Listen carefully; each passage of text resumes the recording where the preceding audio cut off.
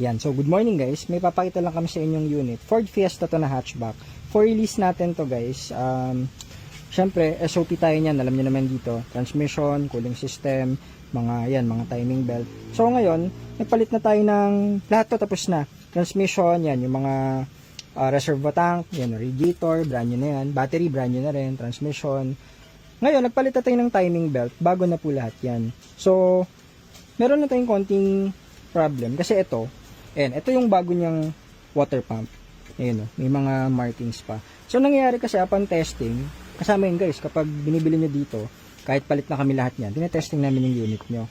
So, ngayon, nagbabawas siya konti-konti ng coolant. So, upon checking, may parang leak. Ayan, ito yung bagong brand new na water pump before. Bago pa to guys, kaso may leak. Siyempre kasi minsan may mga tulad yan, factory defect. Ayan, bago pa yan. Dumumi na lang, kaka-testing namin. Mga siguro 1 to 2 weeks namin tinitest, may leak. Ngayon, nakita namin, may leak pala sa water pump. O di ginawa namin, palit ulit kami ng brand new.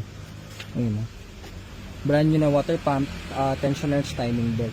Ngayon, kaya lang pinapakita yan kasi dito, kahit yan, nagpalit na kaming brand new, never po tinitipid yung inyong unit sa mga parts.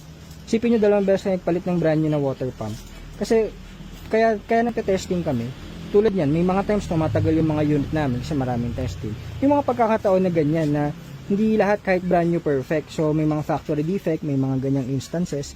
Pero dito, kita nyo naman, palit po lahat yan. O kaya kami nagpo-provide ng warranty tsaka after sales sa mga unit. Kasi alam namin, yung kinakabit na parts is bago tsaka na-testing namin. So, sa mga ganito guys, profit namin magkano lang? 15, 20, 25, more or less. So, lahat yan, napupunta sa kotse nyo. Sipin nyo, diba? Brand new water pump, timing belt, tensioner, transmission, bago. Cooling system, battery, bago. Wala pa yung mga pangilalim, wala pa yung mga sa paint shop, detailing. So, compute nyo lahat yun, i-math nyo lahat yun. Magkano namin binibenta yung Fiesta. Yes, mas mataas konti sa market, pero kita nyo naman yung nandyan, diba? Bago lahat yan. So, yun yung tinatawag na refresh. O yan, pinakita ko lang sa inyo na hindi lahat, kahit brand new, 1 out of 100, magkakaroon ng ganyan. O pero, sagot natin yan. Walang questions dun. O yun muna, ayun, ito pala yung mga sa spark plug, napalitan namin lahat yan, kompleto. PMS, kasama na yun. So, ngayon muna, pinakita ko lang sa inyo. Good morning.